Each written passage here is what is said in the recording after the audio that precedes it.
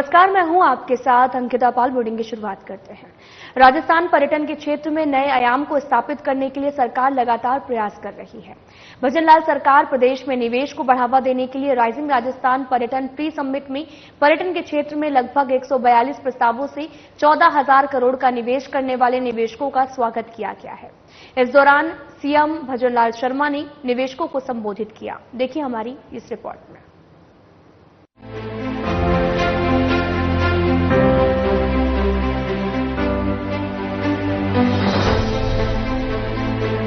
Rising Rajasthan पर्यटन pre summit का आयोजन जयपुर के ललित होटल में आयोजित हुआ। मुख्य अतिथि के रूप में मुख्यमंत्री भजनलाल शर्मा ने दीप प्रज्वलन कर प्री समिट की शुरुआत की। इस दौरान उप मुख्यमंत्री दिया कुमारी विशिष्ट अतिथि के रूप में शामिल हुई। मुख्यमंत्री और उप मुख्यमंत्री की मौजूदगी में पर्यटन सचिव रवि जैन ने पर्यटन उद्योग से जुड़े निवेशकों के साथ MOU हस्ताक्षर किए। वहीं सीएम भजनलाल शर्मा ने प्री समिट को संबोधित करते हुए कहा कि पर्यटन क्षेत्र में पर्यटन निवेशकों द्वारा निवेश से आने वाले समय में राजस्थान के युवाओं के लिए रोजगार के अवसर बढ़ेंगे। और क्या कुछ कहा है सीएम भजनलाल शर्मा ने, आइए आपको सुनाते हैं। पहली साल में राइजिंग राजस्थान आप रख रहे हैं।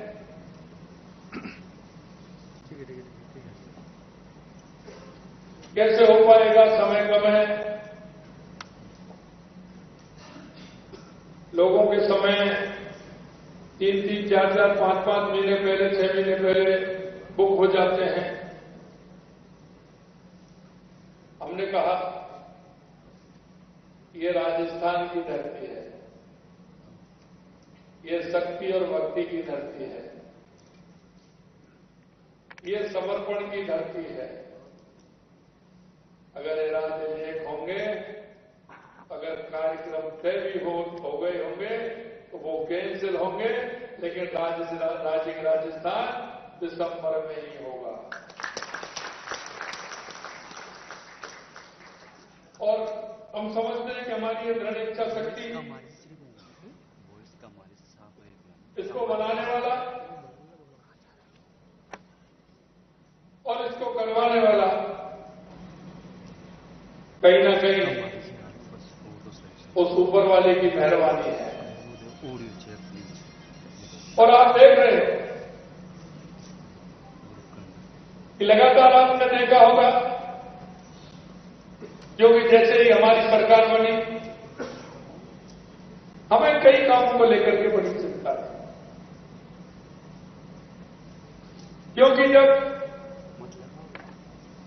हमारी सरकार आई तो हमने देखा कि हमारे राजस्थान की नींव मजबूत कैसे हो सकती है, ऐसी क्या आवश्यकता है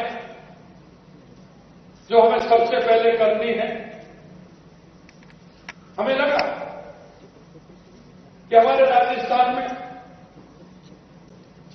2 बातों की आवश्यकता सबसे पहले है,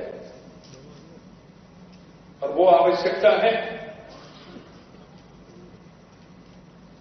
कि हम विकसित राजस्थान बनाने के लिए, समृद्ध राजस्थान बनाने के लिए, मजबूत राजस्थान बनाने के लिए, राजस्थान को आगे बढ़ाने के लिए सबसे पहले आवश्यकता होती है तो पानी की होती है, और दूसरे नंबर आवश्यकता होती है तो बिजली की होती है, और तीसरे नंबर आवश्यकता होती है तो रोड कनेक्टिविटी की होती है। हमने हमारी सरकार आते हैं सबसे पहले इन्हीं 3 विषयों को लिया। और मित्रों, आपने देखा होगा कि सबसे पहले हमारा जो हमारी ERCP की योजना है, वो पर्यटन को भी बढ़ावा देगी, उद्योग को भी बढ़ावा देगी, कृषि को भी बढ़ावा देने का काम करेगी, पीने के पानी की भी व्यवस्था होगी।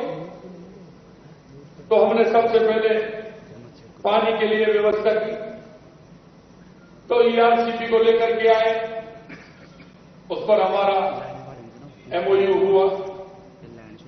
फिर हमने देखा कि ये हमारी योजना है, राजस्थान के पुराने जो 13 जिले उनके लिए है, नए जिले उसमें कुछ बड़े हैं, लेकिन हमने कहा इससे काम नहीं चलेगा, तो हमने हमारे शेखावाटी के लिए यमुना जल समझौता किया। और मैं धन्यवाद देना चाहता हूं हरियाणा की सरकार को कि आज उन्होंने हरियाणा जल समझौते पर मोहर लगा दी और वो भी जल्दी होने वाला है।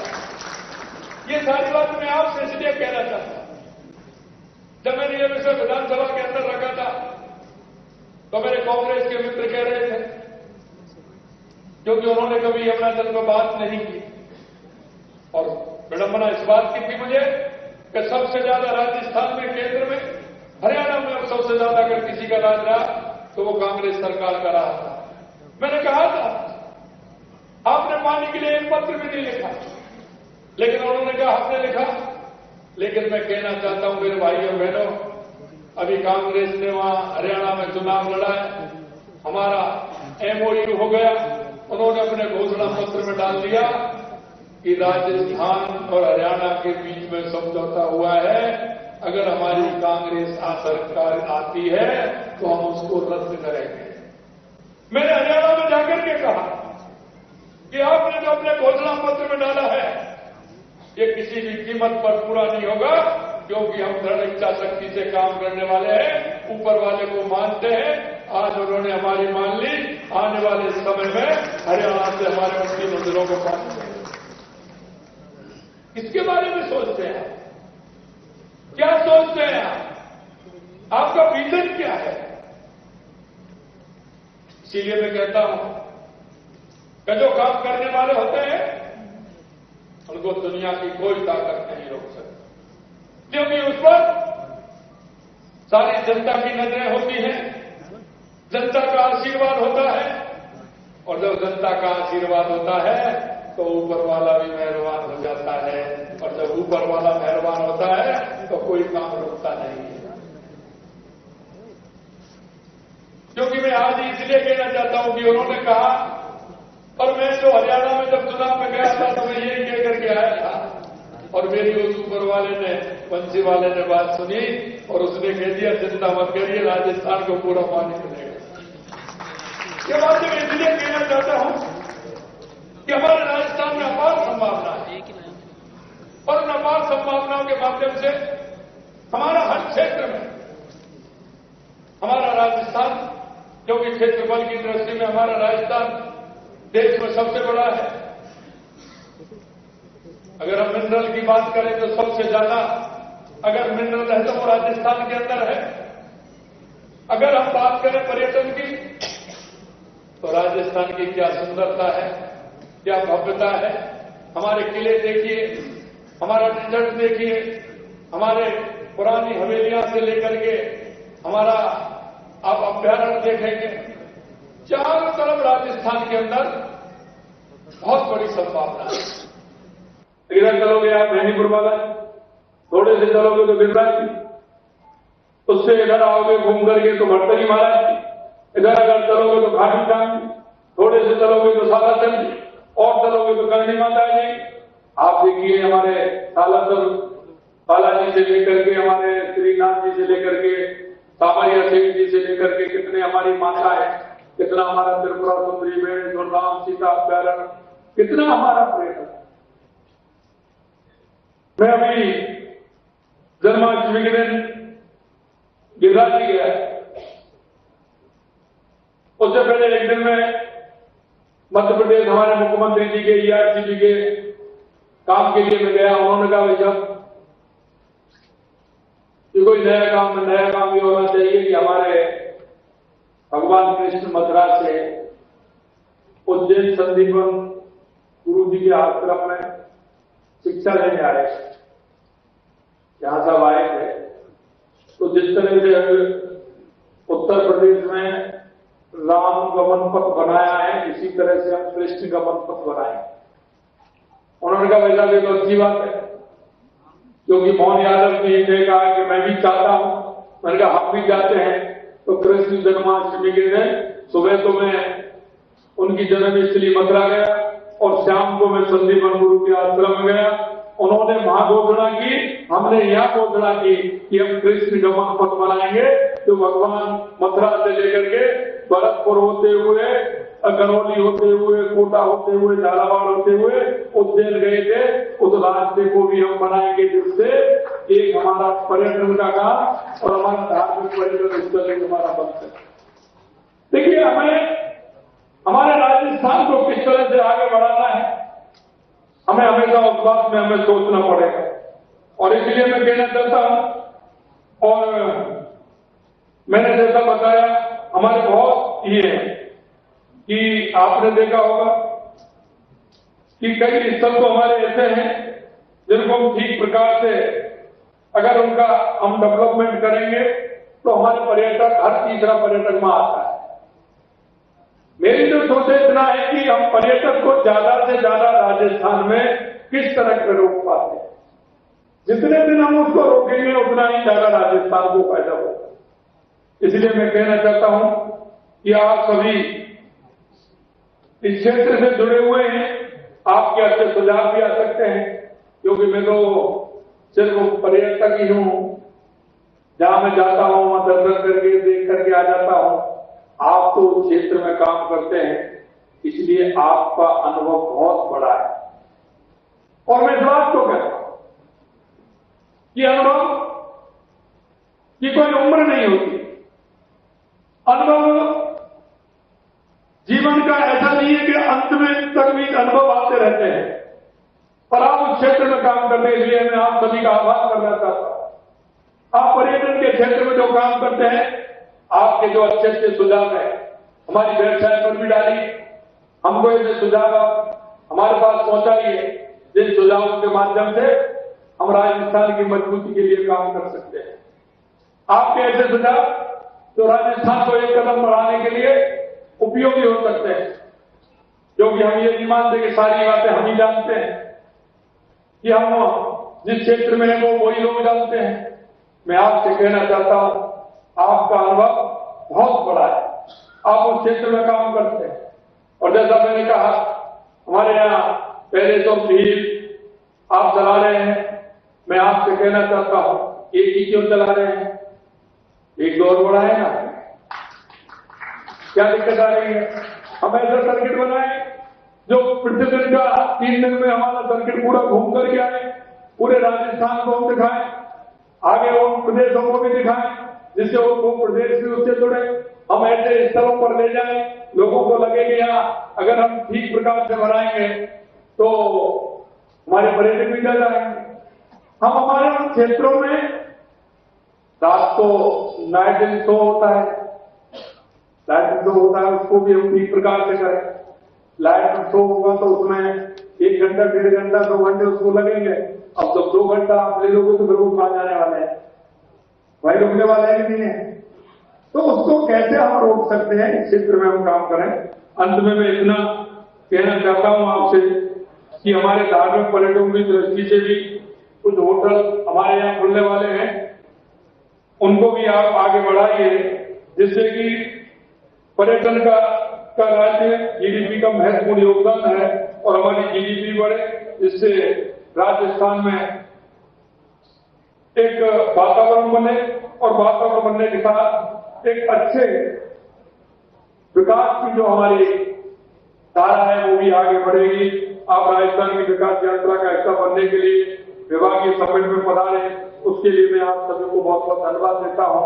और मैं कहना चाहता हूं कि 9 से 11 दिसंबर जो हमारा राजस्थान है, उस समिट में आप शामिल होने के लिए आप सभी को आमंत्रित करता हूं, क्योंकि उसमें हमने रखा है 9 तारीख को हमने हमारा समिट है, लेकिन 10 तारीख को जो हमारे प्रवासी राजस्थानी, हमने 10 तारीख को प्रवासी राजस्थानियों को भी रखा है, क्योंकि लोकसभा के चुनाव में मेरे को पूरे देश के प्रमुख राजधानी और प्रमुख शहरों में जाने का अवसर मिला। वहां उन लोगों ने मेरे को कहा कि हम राजस्थान में निवेश करना चाहते हैं, हम किस तरह से करें। मैं आपके माध्यम से भी इन सभी ऐसे लोगों को आमंत्रित करता हूं कि अपने राजस्थान में आए और हमारी जो कहावत है, पधारो हमारे देश, वो आए, राजस्थान में पधारे, आए और अपने साथ से वो जितना निवेश करना चाहता है निवेश करें। अंत में एक ही बात मैं कहूंगा कि आपके जो सुझाव है उन सुझावों से हमारा राजस्थान लाभान्वित हो। ऐसे सुझाव आपके महत्वपूर्ण हैं, उन सुझावों को भी दीजिएगा और राजस्थान के पर्यटन के क्षेत्र में आप सभी भारतीय हैं, राजस्थान को आगे बढ़ाने में आपका सहयोग मिले, इसी आशा और विश्वास के साथ पुनः आप सभी को बहुत बहुत धन्यवाद। जय हिंद, जय भारत, जय राजस्थान। वहीं पर्यटन विभाग के प्री समिट में उप मुख्यमंत्री दिया कुमारी भी पहुंची और प्रदेश में निवेश करने वाले निवेशकों का राजस्थान में स्वागत किया।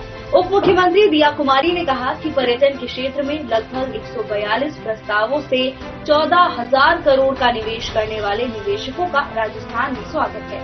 उन्होंने कहा कि प्रधानमंत्री नरेंद्र मोदी के विकसित भारत के विजन के अनुसार मुख्यमंत्री भजन लाल शर्मा के नेतृत्व में राज्य सरकार निवेश प्रस्तावों को धरातल पर लाकर पर्यटन में ही नहीं बल्कि हर क्षेत्र में राजस्थान को नंबर 1 राज्य बनाएगी। राइजिंग राजस्थान पर्यटन प्री समिट के माध्यम से राजस्थान सरकार निवेशकों को प्रदेश में निवेश के लिए स्वागत किया है। इस समिट से निवेशकों के साथ साथ राजस्थान के युवाओं को भी लाभ मिलेगा।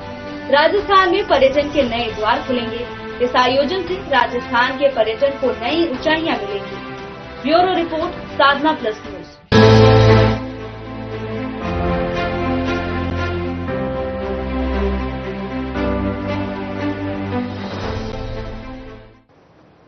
वहीं राज्यपाल हरिभाऊ बांगड़े ने देश के सुप्रसिद्ध उद्योगपति रतन टाटा के निधन पर गहरा शोक व्यक्त किया है।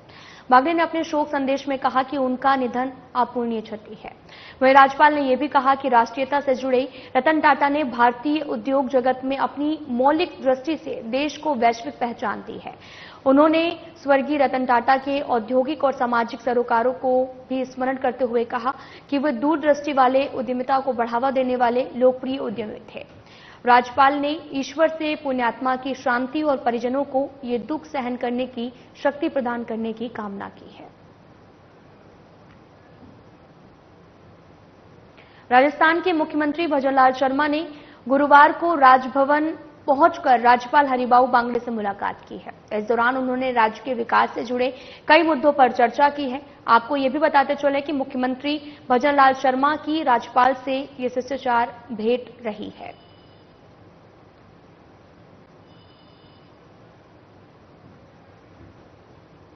बीजेपी प्रदेश अध्यक्ष मदन राठौर और मुख्यमंत्री भजन लाल शर्मा ने बुधवार को डूंगरपुर के गुरुकुल कॉलेज में 84 और संबुलर विधानसभा कार्यकर्ताओं की संगठनात्मक बैठक की है। बैठक में आगामी उपचुनाव को लेकर तय कार्य योजना सहित कई संगठनात्मक विषयों पर सार्थक चर्चा की गई। बैठक को संबोधित करते हुए प्रदेश अध्यक्ष मदन राठौर ने कहा कि बीजेपी कार्यकर्ताओं का हर बूथ पर कमल खिलाने का अटल संकल्प है। हरियाणा विधानसभा चुनावों में जिस तरह से बीजेपी कार्यकर्ताओं की मेहनत से तीसरी बार बीजेपी सरकार बनी है, उसी तरह से 84 और संबुलर विधानसभा उपचुनावों में बीजेपी का कमल खिलेगा। वहीं सीएम भजन लाल शर्मा ने कहा कि राजस्थान विधानसभा चुनाव में बीजेपी की ओर से किए गए वादों को सरकार लगातार पूरा कर रही है। फिर चाहे महिलाओं को 450 रुपए में गैस सिलेंडर देने का काम हो, पेट्रोल डीजल के दाम करने का काम जो है वो काम हो, या फिर किसानों की सम्मान निधि बढ़ाने का काम हो, एमएसपी के दाम बढ़ाने का काम हो, या फिर गरीबों को आवाज देने का काम। बीजेपी सरकार ने संकल्प पत्र के 50% वादों को महज 10 महीने में पूरा करने का काम कर दिया है।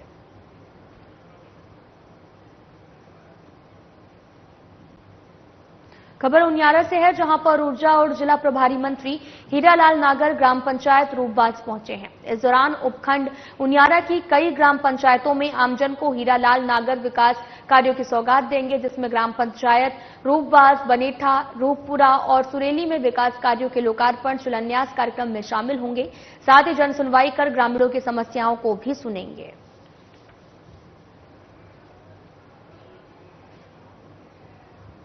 बीजेपी प्रदेश महामंत्री और खंडार विधायक जितेंद्र गोटवाल के जन्मदिवस पर बीजेपी प्रदेश कार्यालय में उनका भव्य स्वागत किया गया है। खंडेर से जयपुर कार्यालय आते समय रास्ते में कार्यकर्ताओं ने जितेंद्र गोटवाल का पुष्पमाला पहनाकर स्वागत किया है, मिठाई खिलाकर बधाई दी। इस दौरान बीजेपी कार्यालय प्रभारी मुकेश पारिक ने बताया कि बीजेपी कार्यालय में महामंत्री जितेंद्र गोटवाल को दुपट्टा पहनाकर और मिठाई खिलाकर बधाई दी गई है। बीजेपी कार्यालय में बड़ी संख्या में कार्यकर्ताओं ने जितेंद्र गोटवाल को पुष्पमाला पहनाई और इस दौरान कार्यालय सह प्रभारी भवानी शंकर शर्मा, रजनीश चनाना के साथ में सुरेश गर्ग, खेमचंद शर्मा, भवानी सिंह, कालू मीणा सहित कई कार्यकर्ताओं ने शुभकामनाएं दी हैं।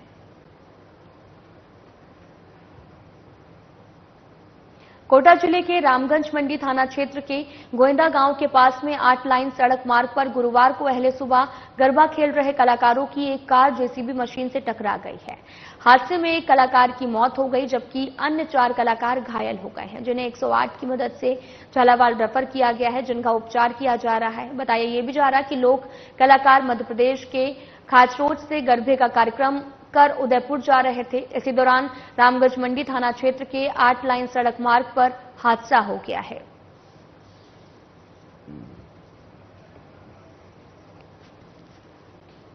लोग थे, हम 4 सो रहे थे और ड्राइवर भैया गाड़ी चला रहे थे तो वो क्या उनको नींद आ गई। अच्छा, उस वजह से वो डिवाइडर पता नहीं वही था और टकरा के मतलब तो आप जो नृत्य कलाकार का कार्य करते हो? हाँ, हम 2 नृत्य कलाकार राजस्थान के। और कहाँ? सारे राजस्थान के ही? हाँ, राजस्थान के। कौन सा? 2 तो हम भाई हैं, रम मारोड़ी जीरो डांसर और जो बाबूलाल जी हैं वो है जाइल के हमारे रिलेटिव है, और जो उमेश भैया राजगढ़ बांदीकुई मेगा हाईवे स्थित विजयनगर कालेड़ के पास में लोडिंग टेम्पो और बाइक की टक्कर में एक बाइक सवार युवक की मौत हो गई है। 2 युवक गंभीर रूप से घायल हो गए हैं। चिकित्सक डॉक्टर आरसी सैनी ने बताया कि एम्बुलेंस में सड़क दुर्घटना के केस आए थे, जिनमें से एक युवक मृत आया था जबकि 2 युवक गंभीर रूप से घायल थे, जिसमें से बांदीकुई क्षेत्र के गुड़ा कटला गांव निवासी संतोष सैनी और बांदीकुई निवासी अर्पित विजय गंभीर रूप से घायल हो गए, जिन्हें प्राथमिक उपचार के बाद राजगढ़ रेफर कर दिया गया। वहीं मृतक के शव को राजगढ़ चिकित्सालय की मोर्चरी में रखवा दिया गया है। सूचना पर टहला पुलिस थाने की एएसआई पदमचंद सैन मौके पर पहुंचे और घटना की जानकारी ली है।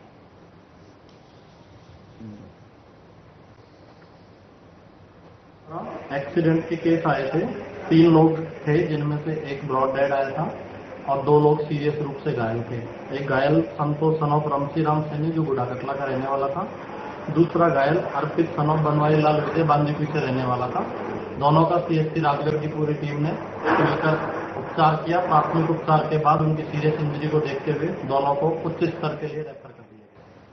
चूरू जिले के कोतवाली थाना क्षेत्र में किराए से रह रही बिहार निवासी एक महिला के 7 साल के बेटे के अपहरण की घटना में पुलिस ने त्वरित कार्रवाई कर मात्र 3 दिनों के अंदर महाराष्ट्र के ठाणे जिले से बच्चे को दस्तयाब कर आरोपी अखलाक इलियास अंसारी उर्फ फिरोज को गिरफ्तार कर लिया है। एसपी जज यादव ने भी बताया कि 4 अक्टूबर को सीतामढ़ी निवासी हाल राम मंदिर के पास किराए से रह रही थी और यहां पर महिला ने थाना कोतवाली में रिपोर्ट भी दर्ज कराई, जिसके बाद में पुलिस ने घटना की गंभीरता को देखते हुए टीम का गठन किया। वहीं पुलिस ने तत्परता दिखाते हुए आरोपी को गिरफ्तार किया है और बच्चे को भी बरामद किया गया। फिलहाल पुलिस पूरे मामले की जांच में जुटी हुई है।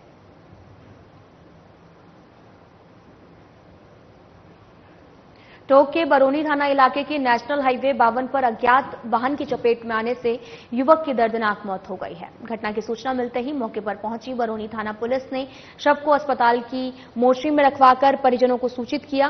पुलिस ने बताया कि मृतक युवक हाड़ीकला निवासी पारस चौधरी और सुबह हाईवे पर रोड क्रॉस करते समय अज्ञात वाहन की चपेट में आने से उसकी मौत हो गई है। पुलिस ने मुकदमा दर्ज कर आगे की कार्रवाई भी शुरू कर दी है। की बात है, इतला मिली कि NH 52 पर कोई वाहन एक व्यक्ति को टक्कर मारकर चला गया है और व्यक्ति रोड पर पड़ा हुआ है। इस इतला पर मैं जाब्ता के मौके पर पहुंचे, जहां पर एक व्यक्ति घायल अवस्था में पड़ा हुआ था, जिसको एम्बुलेंस की मदद से अस्पताल में लाया गया।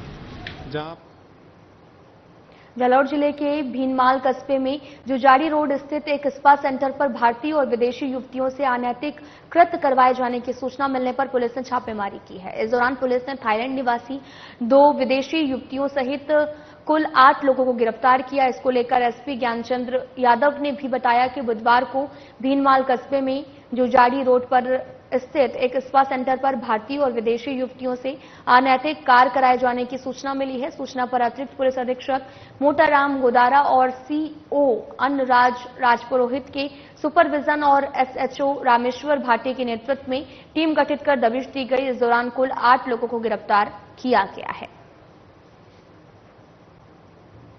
राबुडे में इतना ही। नमस्कार।